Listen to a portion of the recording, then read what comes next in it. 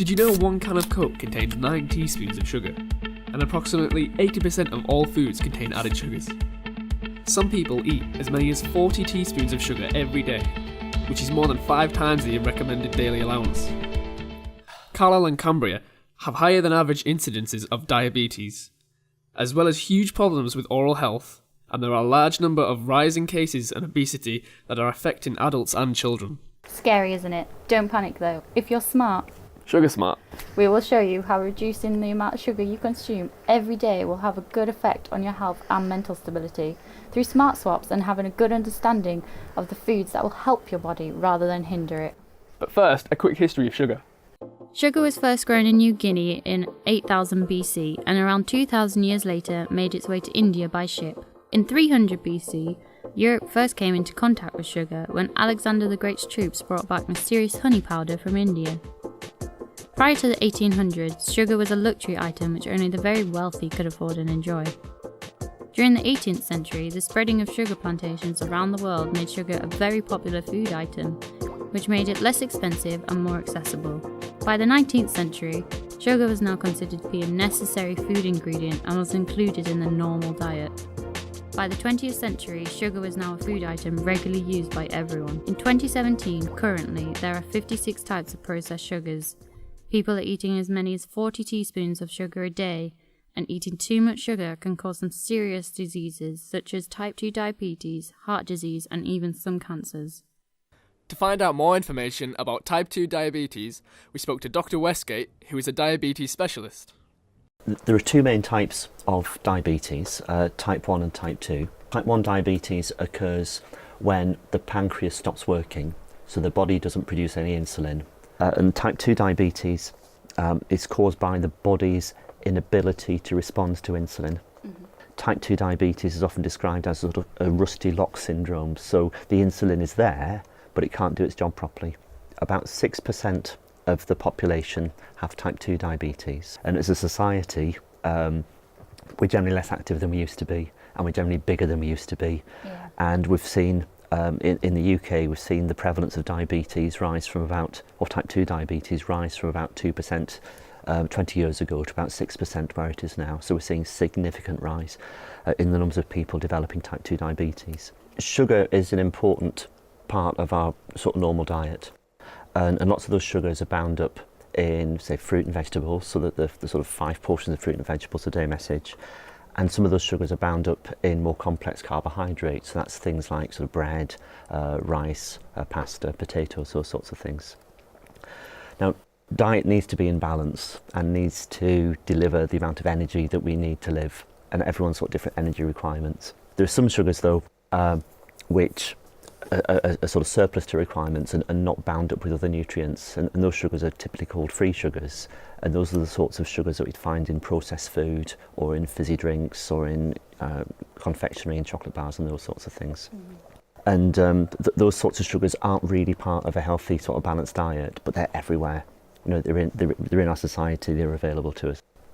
So increased sugar in the diet, and particularly free sugars in the diet, help to or increase the risk of obesity, so people getting bigger. And obesity is associated with a number of health risks, in particular things like type 2 diabetes, which has its own repercussions. Sugar can also have a damaging effect on your dental hygiene. We spoke to some dental students from the University of Central Lancashire who gave us a deeper insight. What are the effects of sugar on kids? I like to think of a simple equation, and it's plaque plus sugar equals decay. Decay is a bacterial disease, and it's the most prevalent disease in the whole world, and it is totally preventable. And as far as children's concerned, if they have disease when they're really young, it impacts on their development in speech, eating. As far as dental disease is concerned, it's not the amount of sugar, it's the frequency. So we recommend that you keep sugar to a mealtime, maybe one other time, and definitely not after tea, and definitely not around bedtime. So don't cut it out completely? No, I think that's impossible. What is the worst case that you've seen? Well, there's been a few. Obviously, specifically seeing adults is quite difficult because quite a lot of them haven't visited the dentist for a long time.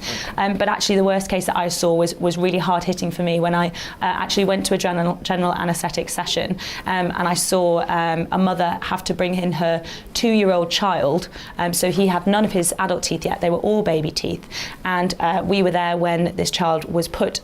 First had the gas mask on his face to put him to sleep, and then had that IV sedation. So he's obviously completely out, but the mother was very, very upset about the situation. And unfortunately, I think he got about maybe 10 of his baby teeth taken out in that case.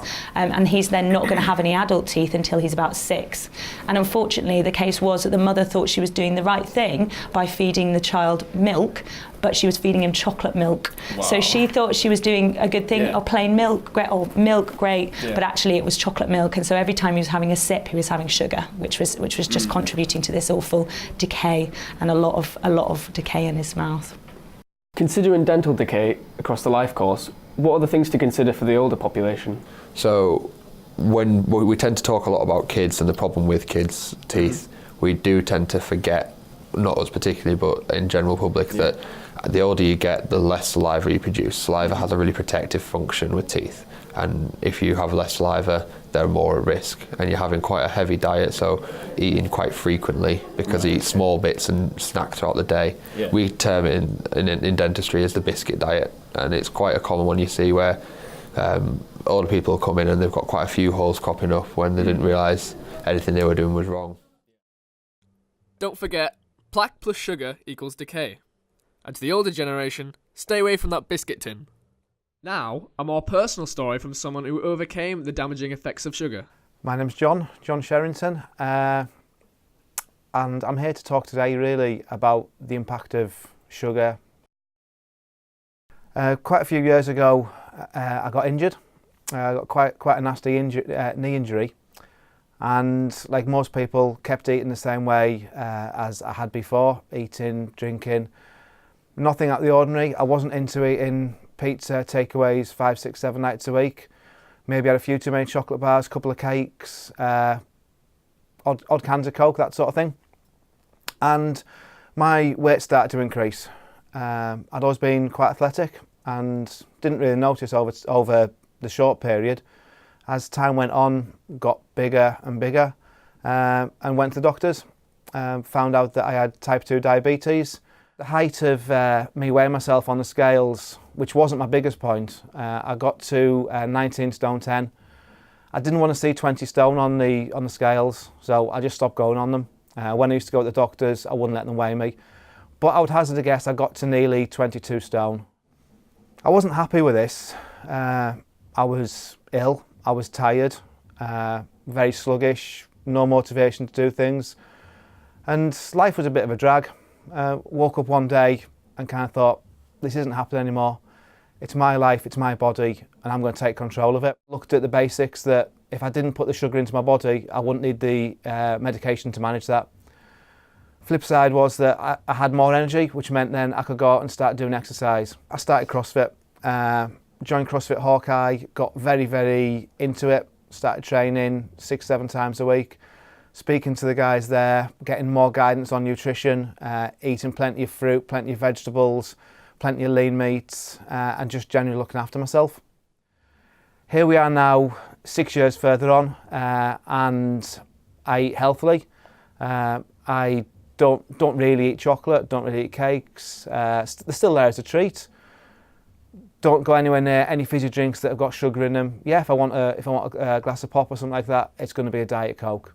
So really, my story is one that anyone can pick up. I took control of my life and sorted it out. And if you want to take control of your life, I'm sure you can sort it out too. Eat well, move about, and things will improve for you. And try and make small changes that are sustainable over time. Make one step this week, next week make another step, and in 3 or 4 months you'll have made massive progress. We then spoke to Claire Almond, who has a background in nutrition, who gave us information about Smart Swaps. So it is quite alarming because we don't know how much sugar is added into our foods from the manufacturers until we actually are able to read the labels. And then obviously If you don't understand the labels, then it's even more difficult. So looking at some of the products we've got here, how many grams of sugar would be in this sauce? Well, I can actually show you with the app that we have that you can download on your phone. So if I take that and then I scan it, and as you can see here, there's 38.5 grams of total sugar. So obviously that is over your recommended daily allowance, which is 30 grams. Wow, okay. So it is over. And what about the hot chocolate? Because I do love one now and again. How many grams of sugar do you think are in this? So in this, there's actually 43 grams of 43 grams. Grams of sugar, yes. Oh. So obviously I said that it was 30 grams for your daily recommended. And that's just in one That drink? is just in one hot chocolate. Okay. So what about one of these low-fat yogurts? How many grams of sugar would be in So one as of you can these? see here, reading the label, there is 15 grams of sugar okay. in this yogurt. And I can actually show you here that this is 15 grams of sugar. Wow, so all of that sugar was in this one yogurt pot. Okay. So that's a lot of sugar. Yeah. It's a lot of sugar.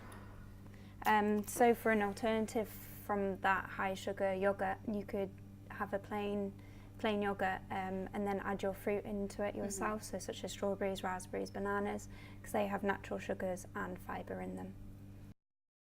So, in summary, being aware of the amount of hidden sugars in your food and drink that you consume can make a huge difference to your overall health. Just moderating your intake of refined sugars with a balance of natural sugars is important for a healthy diet.